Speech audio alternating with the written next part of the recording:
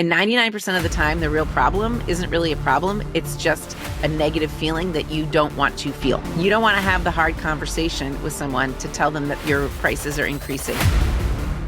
All right, welcome back to the podcast. On this episode, I have a very special guest with me today. I have Andrea Liebross. I got it right, Andrea. Got it right. We were just talking about it. She is an entrepreneur and coach. Does all kinds of stuff to help women in their business and just small businesses all together. And we're going to be talking about some exciting things today. Andrea, welcome to the show. Thanks for having me, Brad. I'm happy to be here. Absolutely. Give us a little bit of a background about who you are, how you got into this, where you're at now. Just a little quick snippet of who you are.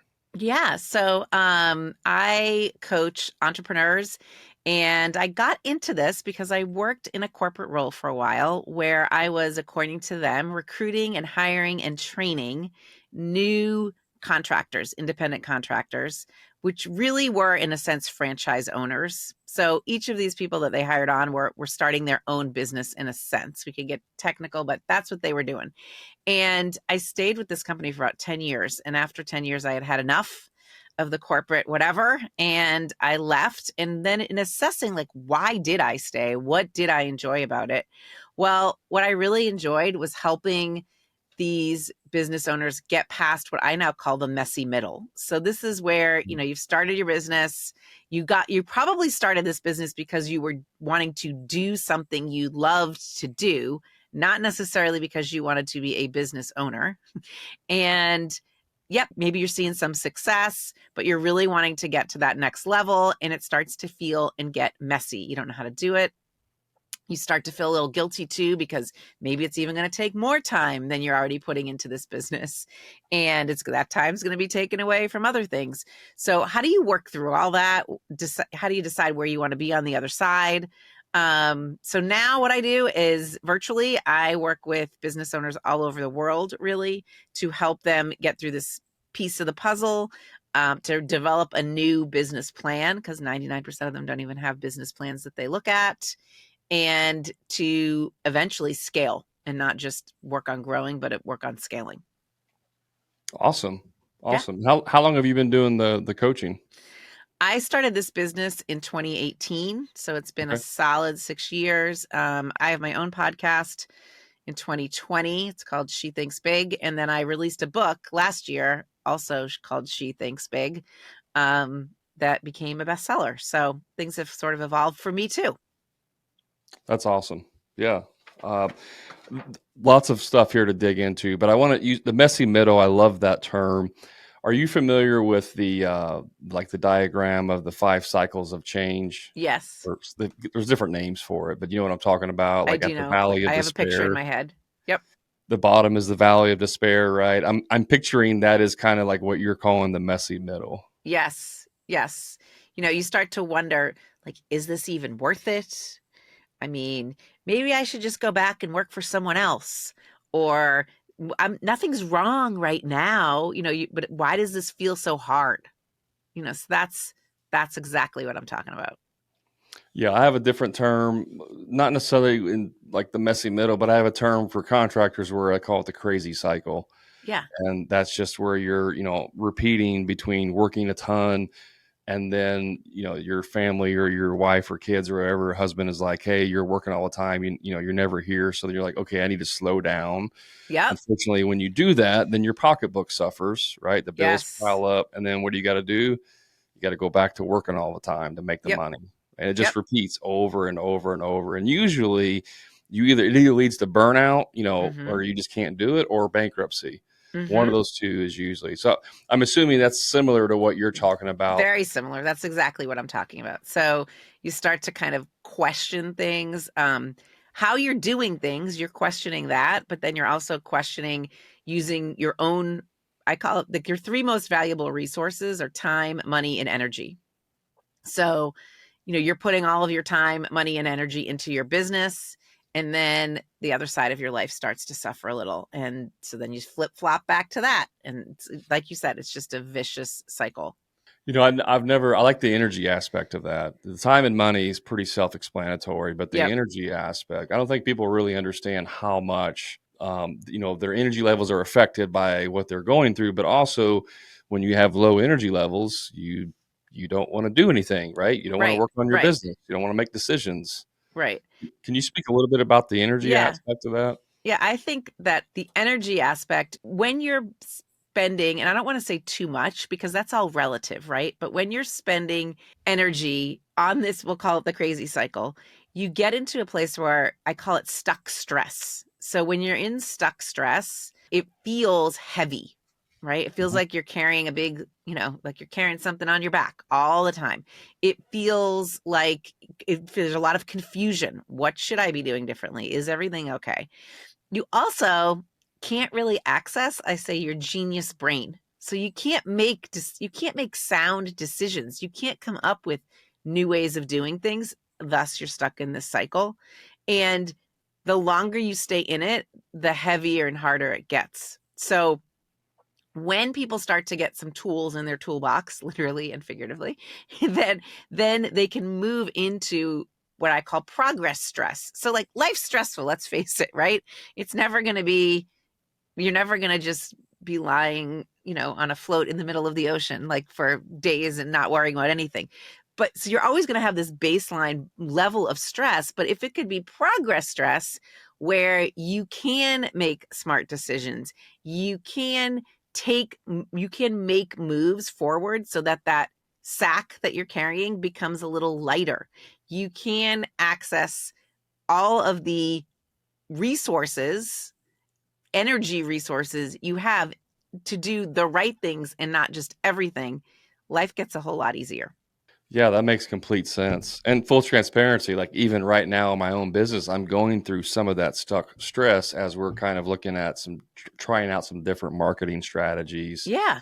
and different content and stuff. And so a lot of times when you're going into the unknown, right, to you at Right. least, it Right. can be scary and it can be stressful. And it's like you get into that, well, what if I make the wrong decision? Mm-hmm. What if I take on this client and, it's the biggest job I've ever done before and I Right. mess up, all of that type of thinking.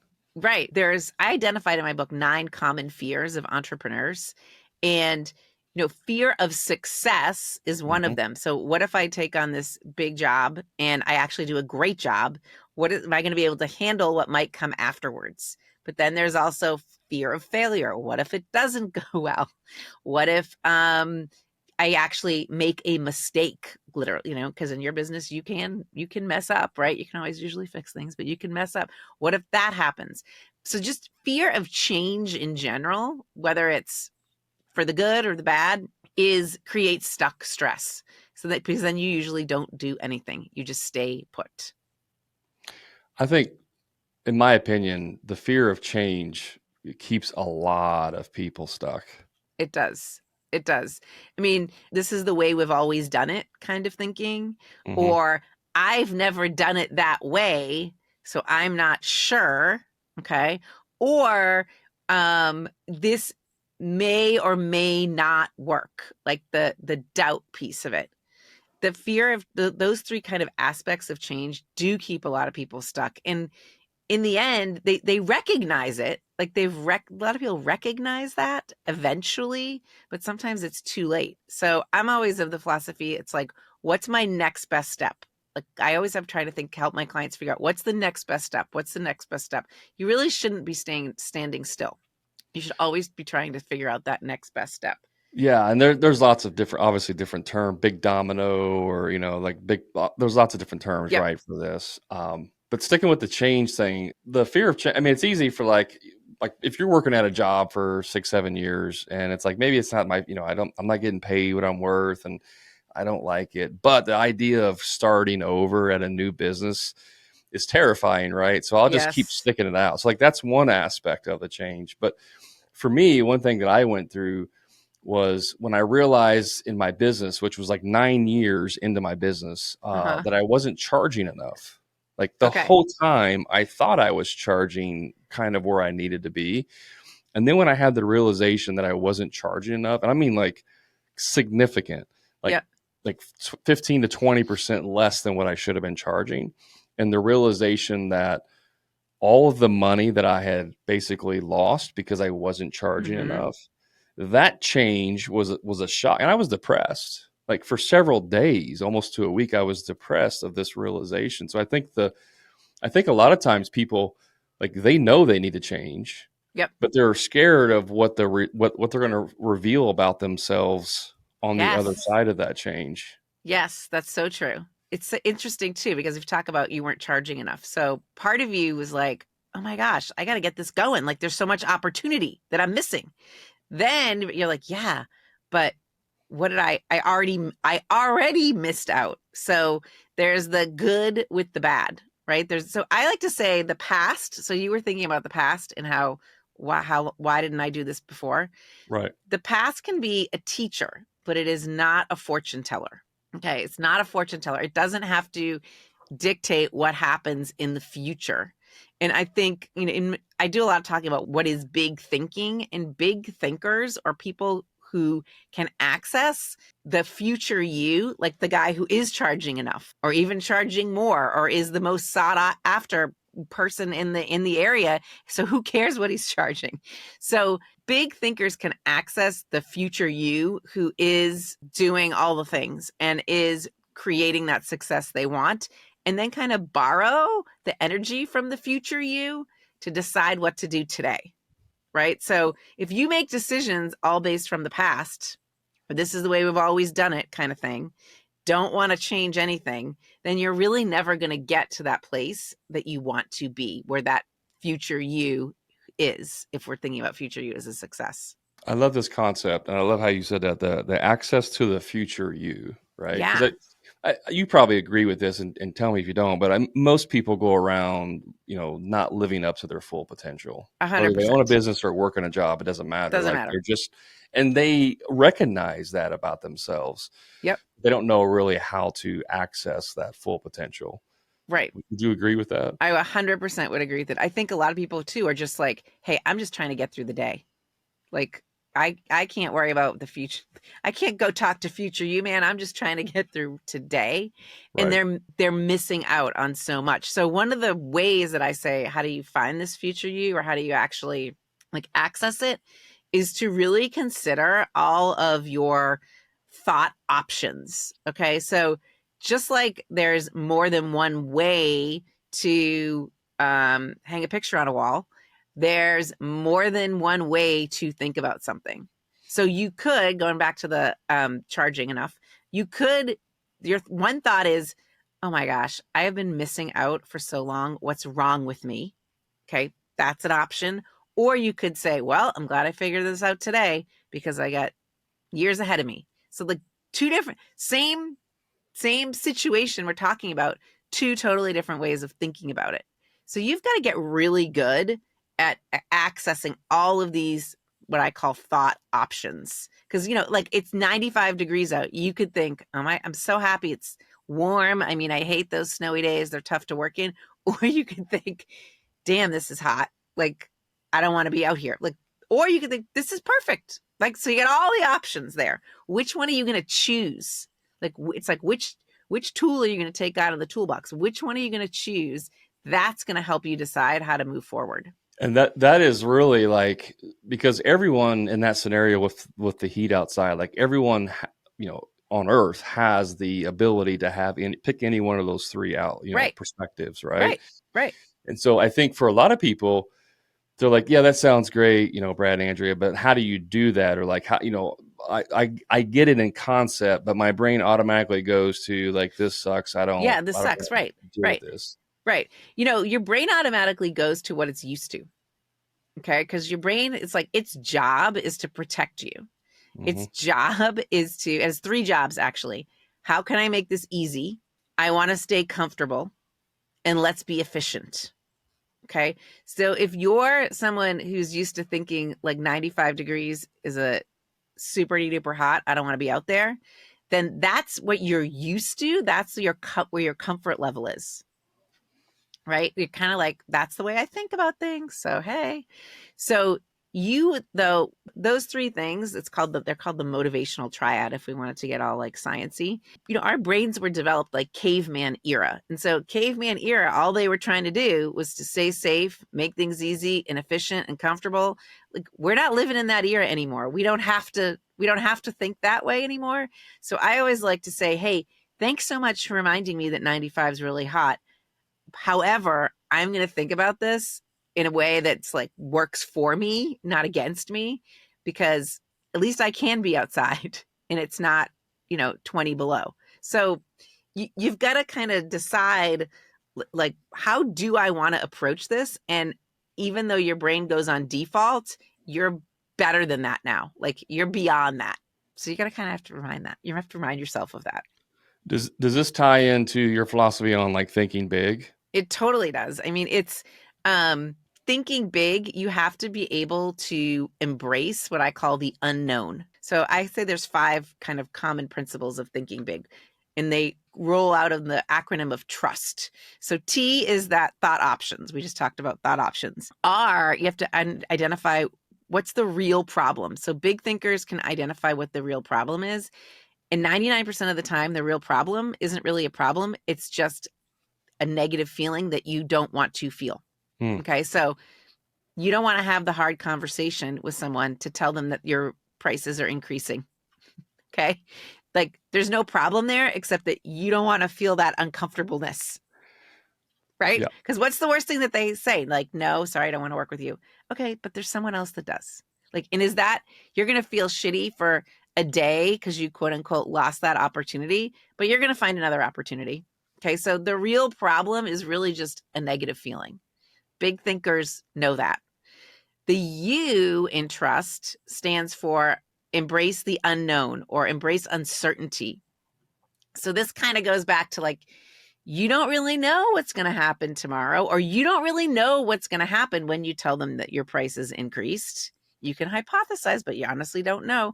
And you've got to be okay with not knowing, right? You've got to be okay with that sort of uncertainty, that uneasiness, that uncomfortableness. If you're going to grow or think bigger or scale or whatever, you've got to be okay with that. So that's what the U stands for in trust. And I think a lot of people, this is where a lot of small business owners, this is really the crux of it, because you got into what you're doing because you're comfortable doing it. So you have the skills to build a house, or you have the skills to renovate, or whatever it is. That's the comfy part. Hey, just a quick time out from the show. If you're a frustrated contractor who's dealing with low profit margins, stuck working on the tools every day, or doing free estimates for people who are never going to hire you in the first place, I invite you to my private contractor community, the Profit Club, where contractors just like you are adding 2 to 3 times more profit each year without producing any more jobs, and finally getting completely off the tools to never do another free estimate again. So if you're ready to increase your profits, stop doing free estimates, and get off the tools, then all you have to do is click the link in the show notes to learn more about the Profit Club and see how I can easily 2 to 3 times the cash in your pocket, give you a proven sales process that will convert more jobs with ease and get you off the tools once and for all. And the best part is you can do all of this without having to produce more jobs than you currently are. Click the link to learn more. Now let's get back to the show. The uncomfortable part is this business part where no one really taught you how to do this. So the embracing the unknown or the uncertainty is where a lot of entrepreneurs kind of fall off the tracks. Like, they can't do it. I don't know what you think about that, but that's what I would consider EQ stuff, right? Emotional intelligence side of the equation. Right. It is. So you have to kind of recognize too that it is all just emotion. And we know how to do emotions, like we're humans, like we got it down. So the U's embrace uncertainty. S in trust stands for secure support. So how or what is supporting you in your own growth? So yes, you could have a team of people and they're supporting you in one way, but who's supporting you as the business owner brain, right? That's a whole other level of support. And then the last T in trust stands for take action. So what I mean by that is like listening to a podcast reading a book, asking a million people. Like those are all ways that you're kind of gathering information and you're taking action in an information gathering way, but that's really passive action. It's just like you're in the knowledge phase. You've got to take massive action. You actually then have to go do something different. You have to change probably something if we're talking about growth. So moving or shifting from just passive action to massive action, that's the last, or one of the things that big thinkers do. That's what that last T in trust stands for. I love it. I'm taking notes here. I know, I So can tell. You're busy over there. Hey, I do these Yeah. podcasts for myself, not just for my listeners. So Yes. It's true, I, isn't it? It's totally yeah, true. I have a funny little story about the embracing unknown aspect of it, and that is in my business we did remodeling, but we also had some service, did some Okay. service stuff, and so I was trying to figure out how to make some money, and somebody once said you need to charge a trip charge. Right. And I Okay. always thought, man, that's like trip charges. That's terrible. So I was going to charge for the first time ever. I was going to charge a $25 trip charge, Okay. to come out and do a small repair. And I already had it in my head what I was going to rebuttal, the objection, and so finally on the first one, I said, yeah, we do have a $25 trip charge. And they're like, okay, no problem.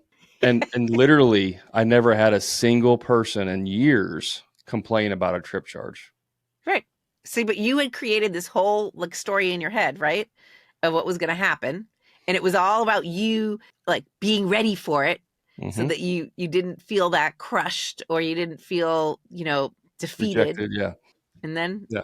And then you went. it added several $1,000s a year to the bottom line. I mean, it was Yeah, just, it was that easy. right. It was that easy. Isn't that interesting? Probably agonized over doing it for 6 months to a year before I actually implemented it. Just, Yeah, so it's crazy. it is The, crazy. and you said, real problems. I love that too, because I always say there's no feelings in business. Like if you're going to own a business, you really can't have, personal feelings about things, take Yep. things personal. Yep. I think that ties in there as well. It's like, what's the real problem? Am I just scared to cold call some people and network, Yeah. or is there a real problem there? There's no real problem. It's just the real problem, if there was one, would that they would be like, nope, I don't want to meet, or I can't meet, or see you later. Right? Like that's it. There's nothing. Like I always say, like, what's the worst thing that can happen? Yeah. What's the best thing that can happen if you do it? Yes. So that's like goes back to the thought options, right? Yeah. Are you giving equal airtime to both possibilities? Like your brain is going to I don't know, they're going to say no to this trip charge, but are you giving equal airtime to like, oh, okay, whatever. They don't even comment, right? Just next. Yeah. Yeah. I'm Equal sure you've airtime. dealt with this, because you do coaching. I'm sure you've talked with clients and they're on the fence about getting coaching or making that Yes. decision, and they're like, well, what if it's a bad decision? And instantly I'm like, yeah, that's true. I mean, it could potentially be a bad decision, but what if it's the best decision you've ever made in your life to this date? Like Right. it Right. could fundamentally change your entire life. Yes. And usually the whole reason that they would object to say, no, I don't want to, like, no, I don't think I'm going to move forward with coaching is the whole reason they need it. So it's That's it's like you just reached out to me and because you were curious as to how I Mhm. might be able to help you. And you probably think I might be able to help you create better systems or implement something different in your business to give you a jump start. And now you're saying no because you're not really sure if you're ready for the change or Yeah. these systems are actually going to work. And then I'm always like, well, is the system you're using right now working so well? No, because you just reached out to. It's like, so the whole reason they say no is usually the whole reason they need it in the end. Oh yeah, their thinking pattern is what got them to make the phone call in the Correct. first place, and now it's what's keeping them from actually moving forward. Correct. It's crazy how that works, right? Yeah, yeah. Well, let's talk about how to CEO regardless of business size, because this I think is for a lot of my clients and a lot of listeners, they're smaller and they don't think of themselves as like CEOs per Right. se, but Right. I like the mindset because I always say like you have to transition from craftsman to businessman. Yes. Right. And You so like totally what's do. the businessman aspect mean? What does it mean to be a CEO of your business? So being a CEO in my book is really when you've gotten to the place where you're trading time and money for energy. Okay. So if you Okay. think about this, when you're an employee, okay, you're trading time for money. This is kind of the most traditional work model. Like you exchange your labor for financial compensation. Okay. And when you're in that place, you're trying to and maybe even enhance your skills. You're trying to figure out like how the time you spend can be best equate to the money.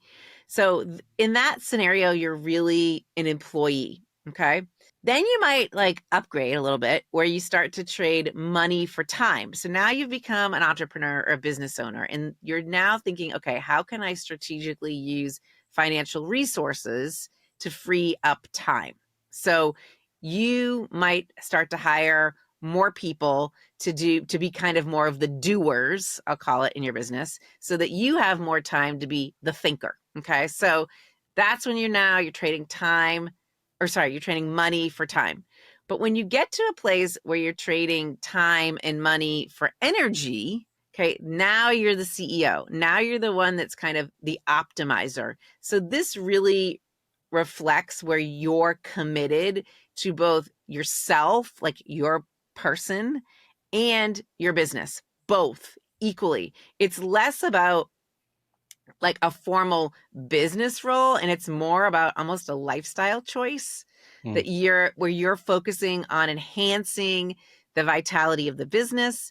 You're enhancing like your own vitality, like your own energy, so that you're more capable of performing better across like all aspects of life in business.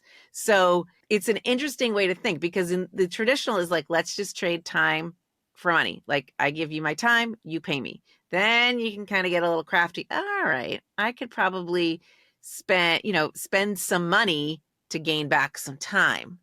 And then when you get to be CEO, that's really where you're trading time and money for your own energy.